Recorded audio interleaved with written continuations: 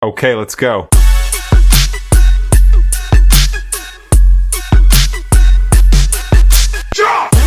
Aggression and explosive outbursts often hide a deeper fragility.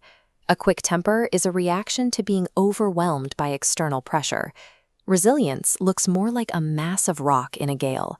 The wind hits with immense force, but the object itself remains fixed and unshaken. Building that kind of stability requires a systematic approach to the day, starting from the moment you wake up. Focusing on what can be shielded allows you to absorb daily criticism and return to a productive state after a setback.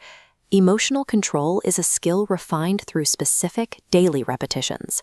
It is a logic-based routine that any individual can deploy. The first stage involves a process of mental maintenance designed to clear away the previous day's leftovers. This requires a physical trigger. Before checking a phone or engaging with the world, sit on the edge of your bed immediately upon waking. In this moment of stillness, decide that external noise will stay external. You are setting a boundary for the next 16 hours. A mind functions like a container. Unaddressed stress and minor frustrations act as debris that accumulates, radiating a sense of mental decay. If left alone, that debris occupies the space where clarity should be. Carrying this weight eventually clouds every decision you make. Practicing self-compassion means refusing to internalize garbage that isn't yours.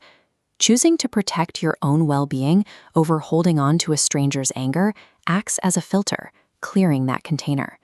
Starting from a clean slate makes it possible to detect new stressors. Without this morning maintenance, your defenses are already compromised before the day truly begins. As the day progresses, the environment becomes more volatile, requiring a method to handle sudden midday shifts. Morning stillness often gives way to choppy, unpredictable conditions. Life rarely stays in a single state for long. These shifts generally fall into 4 pairs of extremes: praise and blame, gain and loss, fame and disgrace, and pleasure and pain. Struggles often arise when we expect life to offer only the positive half of those pairs, as if the difficult half could be avoided entirely. When one of these conditions hits, stop and label the specific feeling that follows. You are observing the event rather than chasing the reaction. Naming a feeling creates distance.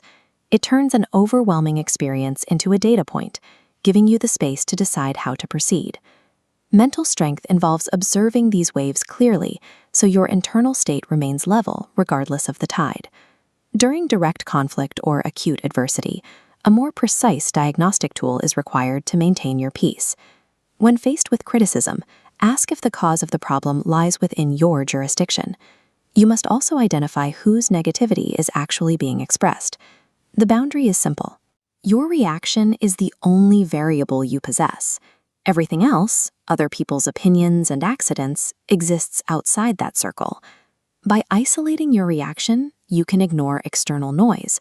This allows you to find the actual root of a problem. A temporary setback is frequently mistaken for a permanent flaw in character. This confusion makes problem-solving nearly impossible. Shifting your internal language from "I am angry" to "I am experiencing anger" prevents the emotion from defining who you are. Detaching your identity from a passing feeling forces the brain out of a reactive mode and into an analytical one. You move from feeling the problem to solving it. These layers form a comprehensive approach to protecting your mental state. The process moves from a morning reset to identifying changing conditions and finally filtering what you can actually control. Try the morning sit tomorrow. Once you had set that initial boundary, return here and let us know with a rock emoji in the comments. Approaching life with this specific set of tools creates a baseline that survives the outside world's unpredictable storms.